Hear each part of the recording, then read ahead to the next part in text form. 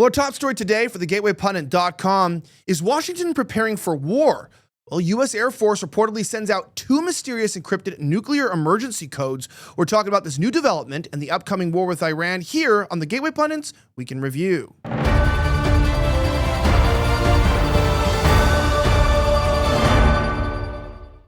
My name is Elijah Schaffer, and this is the Gateway Pundit's Week in Review, where we cover the top 5 stories of the last 24 hours. Our top story today, Jim Hoff, has a breaking development. Is Washington preparing for war? Obviously, we know that there's a split understanding of what's happening across the country, but whether or not this information is true or not, well, we're going to talk to you about it right now and give you all the information you need. Over the weekend, the U.S. Air Force dropped not 1, but 2 enigmatic emergency action messages called EAMs. On June 14th, a 246-character encrypted code blasted across the high-frequency global communication system, the same system used to transmit emergency alerts to our nuclear-capable bombers, missiles, and subs. The very next day, June 15th, another code, this time clocking in at nearly 290 characters, was broadcast. Now, EAMs usually top out around 30 characters. These extended transmissions are quite frankly unprecedented, according to the Express. The EAMs, not a casual communication that are highly encrypted, time-sensitive directives used to convey nuclear launch orders. I mean, listen, guys, this is actually kind of insane. So a month ago, you have the director of the DNI, Tulsi Gabbard, who comes out and says, well, you know, we don't believe that Iran is close to actually obtaining nuclear weapons. Now, the DNI would have the most up-to-date information. However, it is interesting to point out that then recently, she also puts out a video about that there's people in our government that want a nuclear holocaust. I don't know if you saw that. It was very bizarre. But then you move even further down the line, and Trump completely changes tune and says that he thinks they're about to get a nuclear weapon. Now, obviously, MAGA's super split on this, as they should be. Because on one hand, everyone wants to trust in Trump because, well, we voted for him, right? So why did you vote for him if you didn't think that he knew what he was doing? On the other hand, people like myself, who are the original MAGA people from 2016, he ran on this no war, right? His whole blasting of Obama was that Obama was trying to start a war with Iran. And we know from the clean break that Netanyahu presented to the country that a lot of these regime change wars that we're fighting overseas are part of the neoconservative plan to help Israel to, create what's called the democratic revolution, right, in the Middle East. To, take these fascist Islamo-terrorist states and turn them into Western beacons of hope. Is that really possible? Well, apparently some people today do, including the owners of the Babylon Bee. There's also, of course, we always have the National Review, which is like a neocon bastion, the Wall Street Journal. You have Mark Levin. You have Glenn Beck. All these neoconservatives that were originally anti-Trump in the very beginning are suddenly telling us as the Trump supporters that we're the ones that are not Trump supporters because we don't want to go to war with Iran. And that's kind of crazy because, when I hear stuff like this, ladies and gentlemen, when I hear this, I want to support Trump too. I think we all want to support Trump and MAGA. Were you around for the first administration? I know I put a lot on the line. Many of you did too. We were mocked. We were ridiculed. We were called racist. We were called Nazis. But when I hear stuff like this, that, we're sending out codes to our nuclear armament, is a war with Iran worth it? Because, by the way, I want to remind you, Pakistan, whose nuclear capabilities are far beyond Israel's, from my understanding, they said that if Israel uses a small atomic or nuclear capable incendiary, that they will nuke Tel Aviv, right? Now, then also, India says if Pakistan gets involved, they're going to then nuke Pakistan. This is not good, okay? So I do want to back my party. I do want to back my president. But can we please be a little more cautious in asking ourselves, is it really worth it in the defense of Israel to get involved in a nuclear holocaust? No. But is it worth it for the defense of Israel to get involved in a war? That's the split, right? I would say this network probably would agree that, we should protect Israel at all costs. And a lot of folks who are older who watch Fox News would probably say so too. But do we need to protect them through war, or is it possible to protect them through an avoidance of war? That's my personal opinion. And also, I actually hope because they said, already touted about, using small nuclear capable bombs to take out the bunkers, the nuclear facilities. That is such a bad idea. Did Trump tell Tehran to evacuate because of the radiation, radioactive fallout that might happen? I don't know. But I'd love to hear your comments down below. And, whether you're worried about this or not, it's obviously concerning to say the least. And that being said, guys, obviously we are Trump supporters. I am. This network itself has a neutral position. But these amazing sneakers, you've seen these? These never surrender gold sneakers.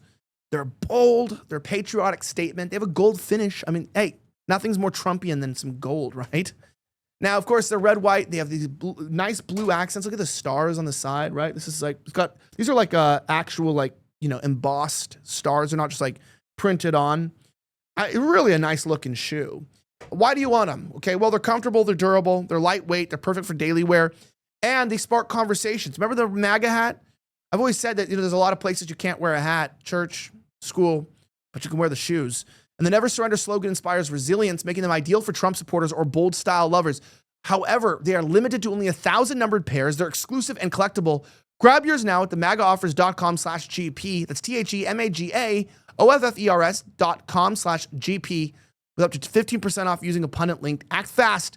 They're selling out. Check it out. Links on the screen and the description.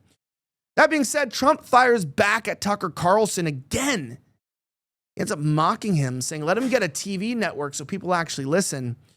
President Donald Trump is once again brushing off criticism from former Fox News host Tucker Carlson, this time with a blistering remark. Carlson had accused Trump of enabling Israel's preemptive strikes on Iran, saying sustained U.S. arms support made America morally responsible for the attack. As the Gateway Pundit previously reported that President Donald Trump slammed accusations from Tucker Carlson that he has abandoned his hallmark America First doctrine by siding with Israel's preemptive airstrikes on Iranian nuclear sites, according to New York Post.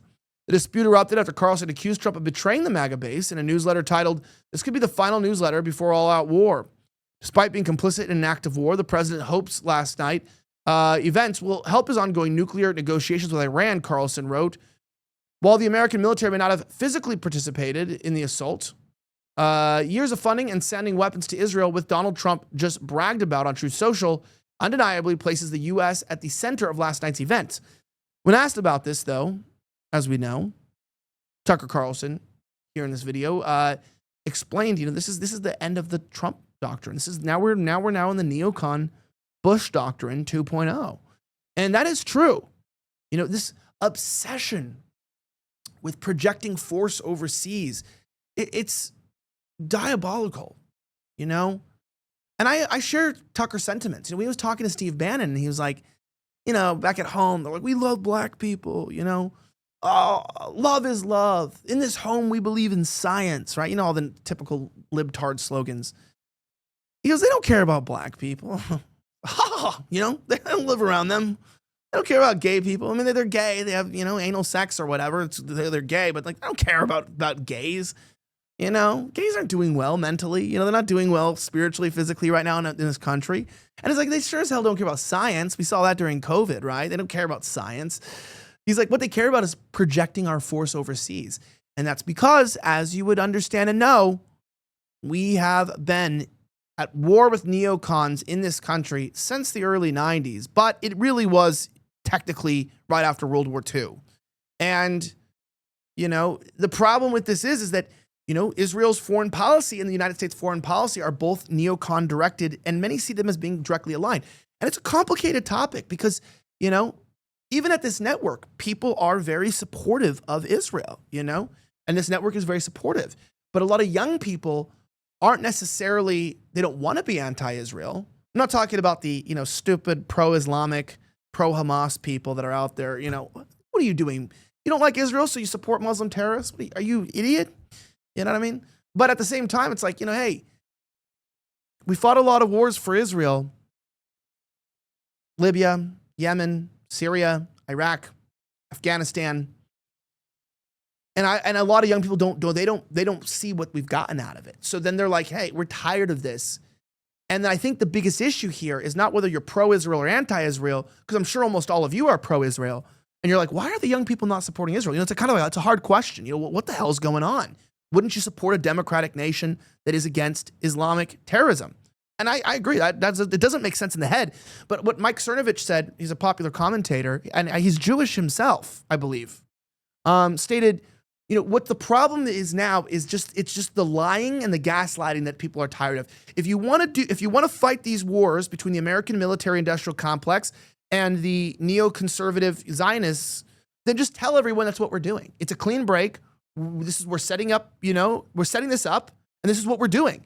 It's that when everyone objects to the war, they're called, Qatari funded, pro-Iran, pro Ayatollah, pro Hamas. And it's like people like myself, I don't support Islam. I don't really support Islamification of even our country. I don't want Muslims in the West. I'm what you would call maybe an Islamophobe. I'm not a homophobe. I'm not scared of gay people. I'm not a transphobe. I'm not scared of trans people. I kind of am an Islamophobe, though. I'm kind of actually have a fear of Muslims, It's like, actually, they freak me out, And I know a lot of good ones, but the extremism is a real problem, you know what I mean? And it's incongruent with Western civilization. It's not a very controversial statement. But I just, bringing this into negotiations, Tucker Carlson is not an enemy. And I don't know why, Tulsi Gabbard, Tucker, Bannon, people who are, Roger Stone, that are big Trump allies that have been with him from the beginning are now, we're all dumb and retarded, per se, because we don't want a war. Listen to this. In response to Tucker Carlson criticizing you, saying that you were complicit in the war. I don't know what Tucker Carlson is saying. Let him go get a television network and say it so that people listen. And quickly, well, what's crazy is Tucker Carlson gets more views now than he does on TV. And here's one of my main criticisms. I know there's enough people criticizing Trump, but Trump is a little bit out of touch with culture, Like he's older folks. And a lot of you guys are older too. So like you hear that, you're like, yeah, you got to be on TV. But do you know that young people, like people under 40, don't watch television? Like, I don't know the last time I've ever watched television. That's a real statement. I have no idea. We consume social media only and podcasts. That's exclusive what we do. I'm not young. I'm 32, but I have 2 children. I'm married to a woman. I know you have to say that now because usually you would think if you said you had kids, that would mean you were married to a woman, but these people are renting wombs and stuff. It's crazy, right? Dave Rubin and stuff. Crazy. What they're doing out there these days. But jokes aside, it's hard to hear that because it's like, oh, Tucker. You're hearing this from Mark Levin too. You hear this from Konstantin Kisin. These guys are like, oh, they keep making this mocking statement of like, what do you care about what the podcasters think? It's this woke light thing that these people on the right wing, they're all these liberal socialist neocons that are telling us, remember Mark Levin was a staunch anti-Trumper, right? The neocons were anti-Trump because he didn't want to get us involved in wars. He didn't want to project force. And they're also saying podcasters. The reason why this is sad when you hear Trump say this is podcasters are closer to Trump's base than the networks. We're saying we don't want a war because we hang out and know the Trump's base. We're the proletariat class. We are not the bourgeois. We actually know the people and we spend time in the field. And so, it's remarkable to me that it's like, oh, well, these guys are all just dumb. Dude, what do you think we benefit from counter-signaling Trump? Nothing. You know what I mean? Nothing. And I tell people, somebody's like, oh, so you're anti-Trump now. No. I'm not anti-Trump. In fact, I voted for him in every election that he's ran in. Most people can't say that. Most people didn't vote for him back in 2016. I did. I voted for him in the damn primaries. I became a Republican to vote for Trump. I wasn't even registered as a Republican. I was a registered independent. And in order to vote for Trump in the primaries, I went and registered as a Republican. And then I spent my entire career has been documenting, exposing his detractors. And then also on January 6th, my footage showing Ray Epps begin the violence is what helped exonerate him and keep him from being removed from office. And, I did journalistic immunity, but I've been asked to testify even, about this stuff in front of Congress. So, it's like you're telling me I don't support the guy? Yeah, but why do I support him? I support him because I support America first, because I support bringing manufacturing back, getting our prices under control. But whatever is going on here with this whole, being controlled by one of our allies, I don't care if it was Israel or Britain or Australia. If Australia was trying to be aggressive towards China, right? Posturing aggressiveness and like, hey, you guys got to help us. I'd be like, dude, my family's Australian, and I would still be like, what the hell are you guys doing? You know, why are you aggressively pushing one of our enemies? Like, that, quite frankly, wouldn't be a service of any interest to be fighting China right now. You know, it's like, hey, fighting Iran has no interest. And don't give me this whole, oh, they have nukes. I don't believe that. Weapons of mass destruction? Really? Are we falling for that again? Well, anyway, obviously people are weak today. We are witnessing a generational decline in men's testosterone levels due to all types of things, lifestyle choices, exposure to environmental toxins. And now this decline can result in things like you feel that fatigue, diminished strength, reduced libido, mood swings, and overall loss of vitality, keeping you from feeling like your best self. You've got to take control of your vitality now with Man's Edge from Neutronics Labs, the natural solution to support healthy testosterone levels. Now, Man's Edge, which I have right here, it's a fantastic product. It's more than just a standard test booster. It combines powerful ingredients like fenugreek, IGF-1, NO2, and more to help you feel your best. Now, studies show that fenugreek increases testosterone levels, check this out, by up to 46%. Plus, unlike all those powders and pills you buy on Amazon, Man's Edge offers up to 98% absorption thanks to their American patented delivery system, ensuring that you receive the full benefits of the clinically proven ingredients. You need to stay on top of your health and get back your vitality now. Sign up for the auto ship program today and save 50% on all your orders. That's what you got to do. 2 bottles for the price of 1. Reclaim your lost youth and energy. Visit the link below at ElijahIGF1.com. That's ELIJAHIGF, the number 1.com. Use my promo code Elijah. Get auto ship at checkout. You get an additional 10% off. So for only 40% of the cost, you get 2 bottles. That's absolutely insane. Check it out. That being said, I don't care what she said. Trump publicly rebukes his own intelligence chief, Tulsi Gabbard, on Iran's nuclear capabilities. This is what I'm talking about. This is kind of crazy. Oh, Lord, have mercy on our souls. Let me see if I can get in there. President Donald Trump publicly dismissed his own director of national intelligence, Tulsi Gabbard, on Iran's nuclear capabilities. The bold rebuke came during an early morning Air Force One gaggle on Tuesday as Trump headed back to Washington. When pressed by CNN's Caitlin Collins about Iran's nuclear progress, Trump dropped the hammer. Very close, Trump responded confidently. Collins pushed back, citing Gabbard's March testimony to the House Intelligence Committee, in which she claimed Iran had not resumed its nuclear weapons program. It can be recalled that during Gabbard's opening statement, she said, Iran's cyber operations and capabilities also present a serious threat to the U.S. networks and data. The IC continues to assess that Iran is not building a nuclear weapon, and Supreme Leader Khamenei has not authorized the nuclear weapons program that he suspended in 2023. We continue to monitor closely if Tehran decides to reauthorize its nuclear weapons program. But Trump wasn't having any of it. He said, I don't care what she said. I think they're very close to having one. Listen to this clip of him on Air Force One talking about this to Caitlin Collins. Mr. President, you've always said that you don't believe Iran should be able to have a nuclear weapon. But how close do you personally think that they were to getting one? Because Tulsi Gabbard testified in March that the intelligence community said Iran wasn't building a nuclear weapon. I don't care what she said. I think they were very close to having it.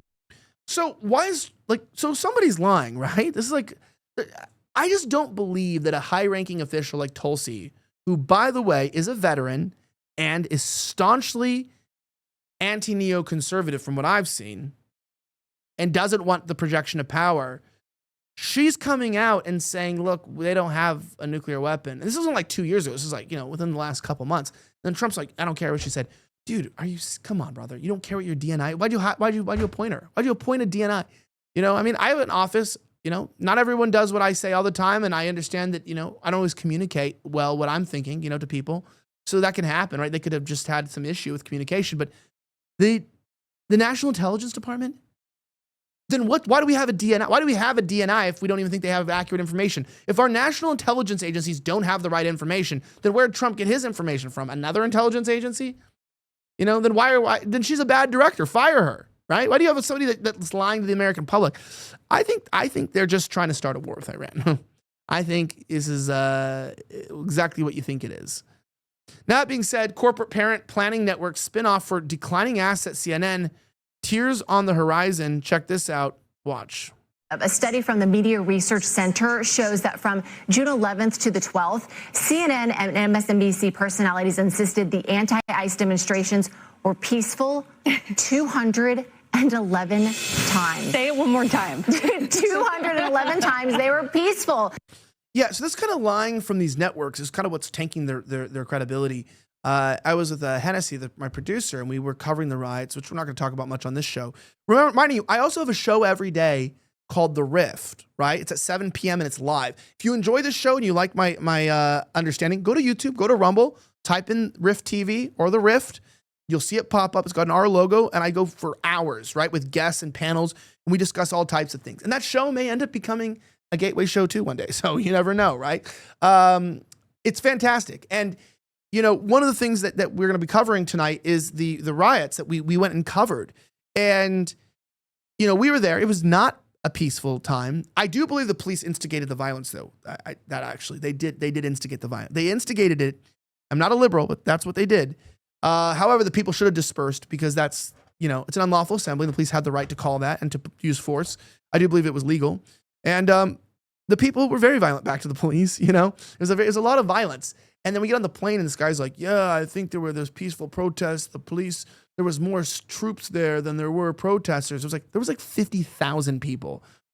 I think there was only like 2,200 like police or something like that. I think we got the original number. And there was like 500 National Guard there and then like 150 or 200 Marines.